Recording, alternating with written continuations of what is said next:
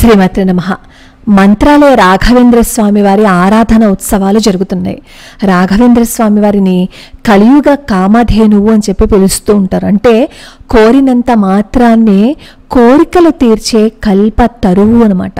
అంటే కోరికలు తీర్చుకోవటం కోసమైనా మనం భగవంతుణ్ణి ఆరాధించేది అంటే కోరికలు తీర్చుకోవటం కోసం భగవంతుణ్ణి ఆరాధించటంలో తప్పు లేదు. కానీ కోరికలే పరమావధిగా ఎప్పుడూ అదే కోరికలతో భగవంతుణ్ణి పూజించకూడదు. మనం అమ్మా ఆకలేస్తోంది అని ఎలా అడుగుతామో, స్వామి నాకు కష్టం వచ్చింది అని చెప్పుకోవటంలో తప్పే లేదు. రాఘవేంద్ర స్వామి వారి గురించి చాలామందికి తెలిసే ఉంటుంది. అయితే రాఘవేంద్ర స్వామి వారి యొక్క మఠంలో ఎప్పటి నుంచో ఎన్నో ప్రతిమలు తరతరాలుగా వస్తూ ఉన్నాయి. చాలా అద్భుతమైన మహిమాన్వితమైన ప్రతిమలు అన్నమాట. ఆ ప్రతిమలు ఎక్కడి నుంచి వచ్చాయి, వాటిని పూజించటం వల్ల కలిగే ఫలితాలు ఏంటి అవి తెలుసుకుందాం. తర్వాత ఎపిసోడ్స్లో మంత్రాలయంలో ఏవి చూడాలి, అసలు మంత్రాలయ క్షేత్ర మాహాత్మ్యం ఏంటి, ఇవన్నీ తెలుసుకుందాం. వీడియోలోకి వెళ్లే ముందు రాఘవేంద్ర స్వామి వారి పాద పద్మాలకి నమస్కరిస్తూ వీడియోలోకి వెళ్ళిపోదాం. మంత్రాలయం వెళ్తే అక్కడ మనకు ఒక జయకార ధ్వని వినిపిస్తూ ఉంటుంది. అదేంటి అంటే శ్రీమన్ మూలరామో విజయతే అని. అక్కడ పీఠాధిపతులు కానీ అక్కడ భక్తులు కానీ ఎప్పుడూ ఈ జయకార ధ్వనిని చేస్తూనే ఉంటారనమాట. అసలు ఎవరి మూలరామదేవుడు ఇప్పుడు తెలుసుకుందాం. ఈ ప్రతిమ ఎక్కడ ఉంటుంది అంటే స్వామివారు పూజ చేసే పీఠం మధ్యలో ఉంటుందన్నమాట. ఈ ప్రతిమ 4 యుగాల నుంచి వస్తోంది అని చెప్పి చెప్తూ ఉంటారు. బ్రహ్మదేవుడు సత్యలోకంలో భగవంతుడి యొక్క అనేక అవతారాలని మనసులో స్మరిస్తూ ఉండగా భగవంతుడు ఆ అవతారాలతో బ్రహ్మదేవుడికి దగ్గరగా వస్తూ ఉండేవారు అనమాట. అప్పుడు బ్రహ్మదేవుడు ఆయన్ని భక్తితో పూజిస్తూ ఉండేవారు. ఒకసారి బ్రహ్మదేవుడికి సీతా సహిత రాముల వారిని పూజించాలని చెప్పి ఆశ కలిగింది. అప్పుడు విశ్వకర్మని పిలిపించి నాకేమో ప్రతిమ చేసి ఇవ్వాలని చెప్పి అడిగితే విశ్వకర్మ రాగితో రామచంద్రుడి ప్రతిమని నిర్మించి ఇస్తారు. ఈ విషయం మనకి వాదీంద్రులు అర్చాగత క్రమము అనే గ్రంథంలో రాసి ఉంచారు. కావాలంటే అందులో ఉంటుంది, చూడొచ్చు. ఈ ప్రతిమని బ్రహ్మదేవుడు ఏం చేస్తారు అంటే వైవస్వత మనోకుమారుడైన ఇక్ష్వాకుడికి ఇస్తారనమాట. ఇక్ష్వాకుడు బ్రహ్మ గురించి తపస్సు చేస్తే బ్రహ్మగారు సంతోషించి ఆ మూర్తిని ఇక్ష్వాకుడికి ఇస్తారు. ఇక్ష్వాకుడేమో ఆ రాముడి ప్రతిమని పూజించి అనేక సంవత్సరాల పాటు రాముడిని మనసులో అలా నిలుపుకుంటారనమాట. తర్వాత ఇక్ష్వాకు వంశంలో వచ్చిన మహారాజులందరూ పూజిస్తారు. దశరథ మహారాజు కూడా ఈ ప్రతిమని పూజించిన ఫలితంగానే రాముడు అతనికి పుత్రుడుగా అవతరించాడని చెప్పి చెప్తారు. రాముడు అవతరించిన తర్వాత కూడా ఈ ప్రతిమని శ్రీరాముడు అర్చించారని చెప్పి చెప్తారు. అదే అక్కడ స్థల పురాణం అనమాట. అప్పటి నుంచి ఈ ప్రతిమకి మూలరామ ప్రతిమ అని చెప్పి పేరు వచ్చింది. రాముల వారు కూడా అనేక సంవత్సరాలు ఆ ప్రతిమను పూజించి తన భక్తుడైన జాంబవంతుడికి ఇచ్చారట. ఆ తర్వాత జాంబవంతుడితో పాటు ఎంతో మంది మహనీయులేమో ఈ ప్రతిమని పూజించి ధన్యులయ్యారు. ఆ ప్రతిమ జగ్మనాథపురికి రాజైన గజపతి కోశాగారానికి వచ్చిందనమాట. మధ్వాచార్యులు వారు భూలోకంలో అవతరించారు కదా, సకల దుర్మతాలని ఖండించి సత్సిద్ధాంతాన్ని పునఃస్థాపించాలని. ఆ సిద్ధాంతం యొక్క అభివృద్ధికేమో ఆయన నలుగురికి సన్యాసాశ్రమాన్ని ఇచ్చారు. వాళ్ళు పద్మనాభ తీర్థులు, నరహరి తీర్థులు, మాధవ తీర్థులు, అక్షోభ్య తీర్థులు అనమాట. అయితే ఈ మధ్వాచార్యుల వారికి ఈ మూలరాముడి యొక్క ప్రతిమ ఎక్కడుందో తెలుస్తుంది. గజపతి కోశాగారంలో ఉంది, ఎలా అయినా సరే తీసుకురావాలి అని. అప్పుడు ఏం చేస్తారు అంటే మధ్వాచార్యుల వారు నరహరి తీర్థులకి పనిని అప్పగిస్తారు. అప్పుడు నరహరి తీర్థుల వారు ఏం చేస్తారంటే గజపతి ఆస్థాన సమీపంలో ఒక నది ఉంటే అక్కడ ఒక చిన్న కుటీరాన్ని ఏర్పాటు చేసుకుని అన్ని కార్యక్రమాలు అక్కడ చేస్తూ ఉంటారనమాట. గజపతి రాజుకి ఒక కొడుకు జన్మిస్తాడు. కొడుకు జన్మించిన కొన్నాళ్ళకే రాజు మరణిస్తాడనమాట. అప్పుడు రాజకుమారుడు చిన్నవాడు కదా, అందుకని చెప్పి రాజ్యాన్ని పరిపాలించాలని మంత్రులు సామంతులు కొట్టుకుంటూ ఉంటారనమాట. చివరికి ఏమవుతుంది, ఈ మంత్రులు సామంతులు ఏం చేస్తారంటే ఒక నిర్ణయానికి వచ్చి సరే మనలో మనం కొట్టుకోవద్దు, ఏనుక్కేమో ఒక పూర్ణకుంభాన్ని ఒక పూలహారాన్ని ఇద్దాము, ఎవరికైతే ఈ పూర్ణకుంభంతో అభిషేకం చేసి పూలహారాన్ని వేస్తుందో వాళ్లే రాజు అని చెప్పి చెప్తారనమాట. ఏనుగు అలా వెళ్తూ ఈ నరహరి తీర్థులు ఉన్న చోటకి వచ్చి పూర్ణకుంభంతో అభిషేకం చేసి పూలహారాన్ని ఆయన మెడలో వేస్తుంది. వెంటనే అక్కడ ఉన్న వాళ్ళందరూ ఈ నరహరి తీర్థులనేమో రాజ్యానికి తీసుకువెళ్ళి మీరు ఈ రాజ్యాన్ని నిర్వహించే బాధ్యతను తీసుకోవాలని చెప్తే నరహరి తీర్థులు అంటారు, ఇంకా నయ్యో నేనేమో సన్యాసిని, నాకేంటి రాజ్యభారం అంతాను వద్దు అని చెప్తే లేదు లేదు కనీసం ఈ రాజు పెద్ద అయ్యేంత వరకు అయినా సరే మీరు ఉండాలి అని చెప్పి అడిగితే ఆ విధంగా ఆయన ఏం చేస్తారు అంటే ఆ రాజ్యంలోనే ఉండి ఆయన తపోబలాన్ని ఆ రాజ్యానికి ధారపోస్తూ ఉండేవారనమాట. ఆయన తపోబలం చేత ఆ రాజ్యం చాలా సుభిక్షంగా ఉంది. కొన్ని రోజుల తర్వాత రాజకుమారుడు పెద్దవుతాడు, సింహాసనాన్నేమో అతనికి అర్పించి సరే నేను వెళ్తాను నాయన అని చెప్పి అంటే ఆ రాజకుమారుడు అంటాడు, ఇన్నాళ్ళు మా రాజ్యాన్ని ఇంత చక్కగా చూశారు కదా, మీరు ఏది కావాలి అంటే అది కోరుకోండి ఇస్తాను, మీకు అర్ధరాజ్యాన్ని అయినా సరే ఇచ్చేస్తాను అంటాడు. అప్పుడు ఈ నరహరి తీర్థుల వారు అంటారు, నాకు ఆ రాజ్యం ఎందుకునైనా, నాకు కావాల్సింది ఒకటి ఉంది, మీ సంస్థానంలో మూలరాముడి ప్రతిమ ఉంది, ఆ ప్రతిమ నాకు కావాలి అని చెప్పి అడుగుతారు. వెంటనే రాజు సంతోషంగా ఈ నరహరి తీర్థుల వారికి ఆ ప్రతిమని ఇచ్చేస్తారనమాట. భక్తితో నరహరి తీర్థుల వారు ఏం చేస్తారు అంటే ఆ మూర్తిని తీసుకుని వస్తూ ఉంటారు. ఆ ఊరు దాటారో లేదో ఏం జరుగుతుంది అంటే ఆ ఊరు అగ్నికి ఆహుతైపోతూ ఉంటుంది. మధ్వాచార్యుల వారు ఒకసారి చెప్తారు, ఎప్పుడూ ఈ మూర్తికి పూజలు జరుగుతూ ఉండాలి, ఈ మూర్తి ఎక్కడైతే ఉంటుందో అక్కడ ధర్మార్థ కామ మోక్షాలనే చతుర్విధ పురుషార్థాలు ఎప్పుడూ ఉంటాయి, ఎప్పుడూ ఈ మూర్తికి పూజకి అంతరాయం కలగకూడదు అని చెప్పి ఇస్తారనమాట. ఈ నరహరి తీర్థుల వారు ఏం చేస్తారు, ఆ విగ్రహాన్ని తీసుకుని ఊరి పొలిమేర దాటారు కదా, అగ్నికి ఆహుతి అయిపోయిందని చెప్పాను కదా, అప్పుడు రాజుకి భయం వేస్తుంది. ఓహో ఈ సన్యాసి ఏమో మూర్తిని తీసుకువెళ్ళిపోయాడు కదా, అందుకే ఊరంతా తగలబడిపోయిందని చెప్పి తన సైనికుల్ని పంపిస్తారు. పంపించి వెంటనేనేమో ఆ విగ్రహాన్ని తీసుకురండి, ఆ నరహరి తీర్థుల వారిని కూడా తీసుకురండి అని చెప్పి పంపిస్తారు.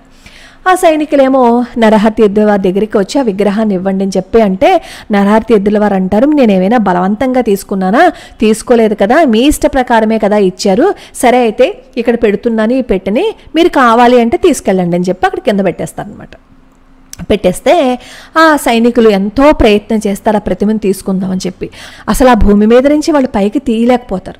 అప్పుడు ఏనుగు మెడకి ఒక తాడుని కట్టి దాంతో కూడా లాగే ప్రయత్నం చేస్తారు, అస్సలు రాదనమాట.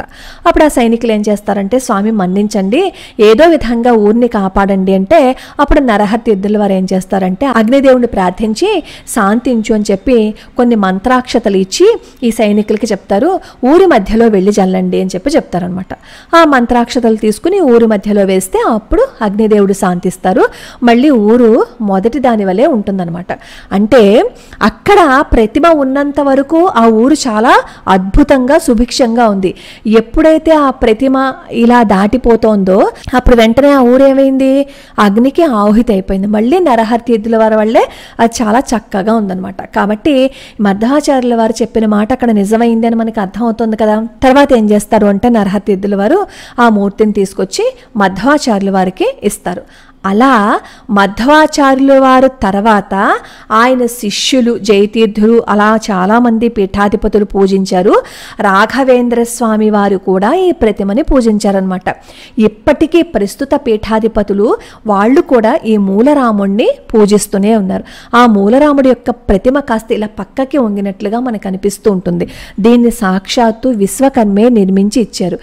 ఎవరైతే ఈ మూర్తిని చూస్తారో వాళ్ళకి ఏ కొరత ఉండదని, వాళ్ళు ఎంతో సంతోషంతో ఉంటారని, చక్కగా ఉంటారని చెప్పి చెప్తూ ఉంటారు. అది మూలరాముడి యొక్క చరిత్ర. అంటే మూలరాముడు ఎలా వచ్చారు అనేది మనకు తెలిసింది కదా.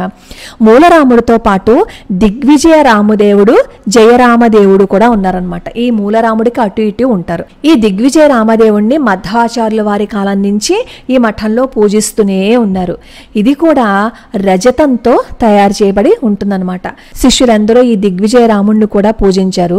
ఈ దిగ్విజయ రాముడి యొక్క వైశిష్ట్యం ఏంటి అంటే ప్రతిమ తల మీద అలాగే పాదాలలోనూ సుదర్శన చక్రం ఉంటుందన్నమాట. ఈ ప్రతిమని ఎవరైతే పూజిస్తారో పూజించిన పీఠాధిపతులకి, దర్శించిన శిష్యులకి, భక్తులకి కూడా దిగ్విజయం ప్రాప్తిస్తుందట. ఆ మూర్తులను చూసేంత మాత్రాన్నే దిగ్విజయం ప్రాప్తిస్తుందట. అలానే జయరామదేవుడు కూడా ఇప్పుడు ఇందులోనే ఉన్నారనమాట. ఈ ప్రతిమ జయతీర్థుల కాలం నుంచి వస్తుందన్నమాట. ఈ జయతీర్థుల వారినే టీకాచార్యులు అని చెప్పి పిలుస్తారు. ఈయన యొక్క చరిత్ర కూడా చాలా అద్భుతంగా ఉంటుంది, అది మనం తర్వాత తెలుసుకుందాం. పేరుకు తగ్గట్టుగానే ఈ జయరామదేవుణ్ణి ఎవరైతే పూజిస్తారో, ఎవరైతే దర్శనం చేసుకుంటారో వాళ్ళకి జయసిద్ధి కలుగుతుందిట. అద్భుతంగా ఉంది కదా అసలు. ఈ మూర్తులను చూసినంత మాత్రాన్నే ఎంతటి అనుగ్రహం కలుగుతుందో చూడండి.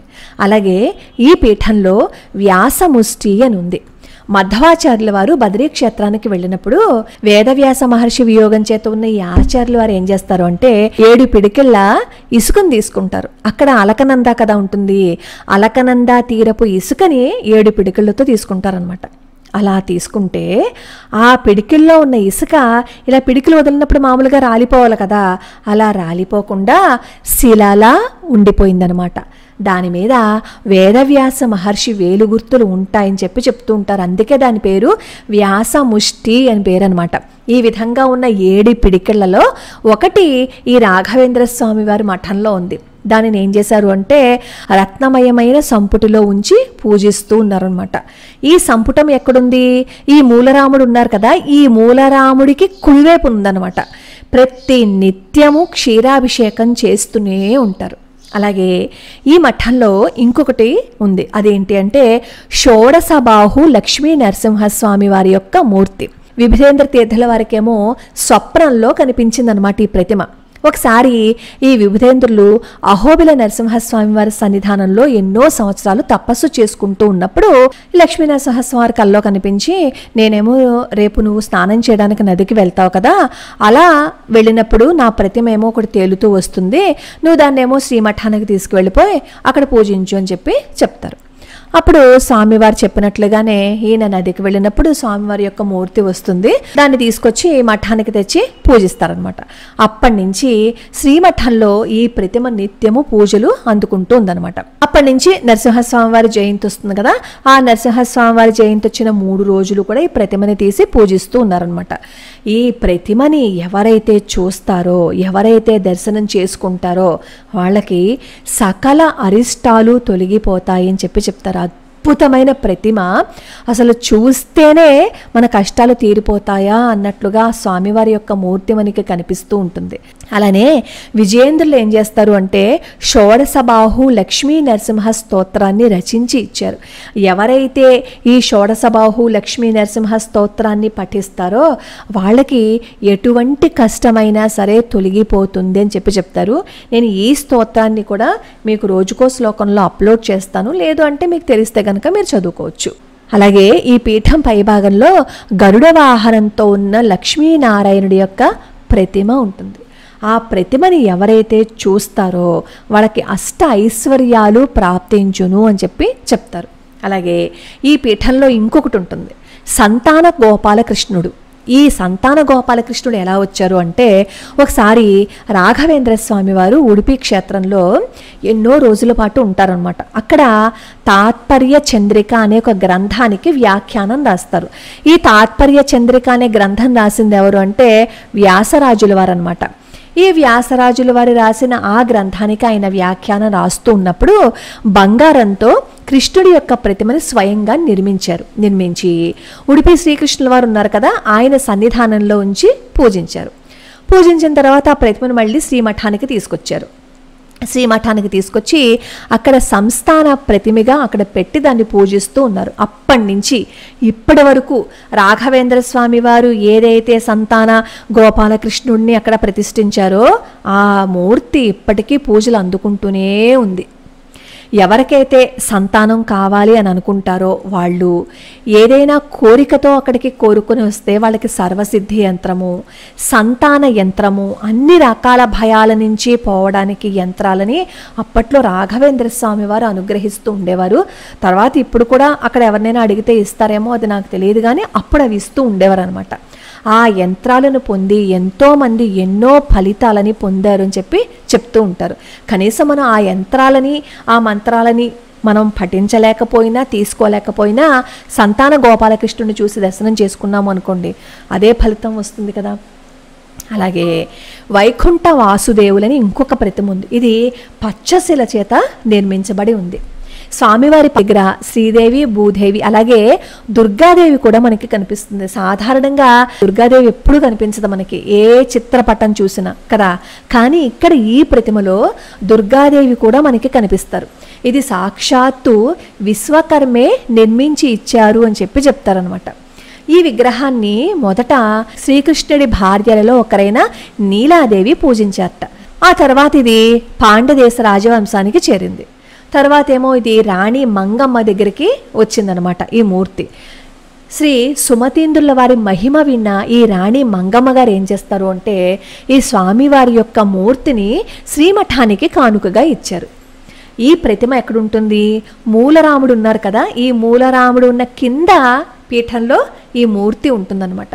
ఈ మూర్తిని ఎవరైతే దర్శనం చేసుకుంటారో వాళ్ళకి జ్ఞానము, భక్తి, వైరాగ్యము ప్రాప్తిస్తుంది అని చెప్పి చెప్తారు. ఈ విధంగా ఎంతోమంది పీఠాధిపతులు పూజించిన మూర్తులు ఆ మఠంలో ఉన్నాయన్నమాట.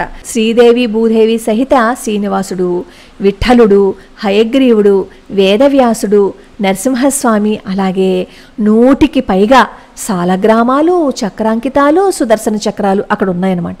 అలాగే ఎన్నో శంఖాలు కూడా అక్కడ ఉన్నాయి.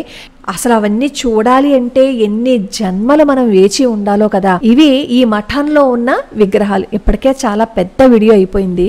ఈసారి నుంచి అక్కడ దర్శనీయ స్థలాలేంటి, అవి ఎక్కడ ఉన్నాయి, అవన్నీ మనం తెలుసుకుందాం. అలాగే ఇంకొక అద్భుతమైన విషయం చెప్పాలి. రాఘవేంద్ర లారెన్స్ అని ఒక డాన్స్ మాస్టర్, అందరికీ తెలిసిందే కదా. ఈ లారెన్స్ అనే ఆయన ఎన్నో హృదయ సంబంధితమైన వ్యాధులు వచ్చిన వాళ్ళకి గుండె ఆపరేషన్స్ ఉచితంగా చేయించారు. ఈయనకి చిన్నప్పుడుట మెదడులో ఒక కణితి వచ్చిందట. ఎంతోమంది వైద్యులకి చూపించినా సరే దాని నుంచి ఆయన బయట పడలేకపోయారు. ఎవరు ఏం చేయలేకపోతే రాఘవేంద్ర స్వామి వారి మహిమ వల్ల ఆ కణితి పోయిందని అప్పటి నుంచే రాఘవేంద్ర లారెన్స్ అని చెప్పి ఆయన పేరులో చేర్చుకున్నారు. ఈయనకి రాఘవేంద్ర స్వామి వారు అంటే అనన్య భక్తి. ఈ రోజుకి ఆయన రాఘవేంద్ర స్వామి వారిని పూజిస్తూనే ఉంటారు. అలాగే రాఘవేంద్ర స్వామి వారి యొక్క ఆలయాన్ని కూడా ఈయన నిర్మించారు. ఇలా ఎన్నో రాఘవేంద్ర స్వామి వారి లీలలు ఉన్నాయి. అవన్నీ తెలుసుకోవడంతో పాటుగా ఈయన చరిత్రను కూడా వచ్చే ఎపిసోడ్స్లో తెలుసుకుందాం. ఈరోజు ఆరాధన ఉత్సవం కాబట్టి అక్కడ ఉన్న మూర్తులని వీళ్ళు ఏ విధంగా ఆరాధన చేశారు అనేది మాత్రమే నేను తెలియజేసే ప్రయత్నం చేశాను. లోకా సమస్తా సుఖినో భవంతు, సర్వే జనా సుఖినో భవంతు.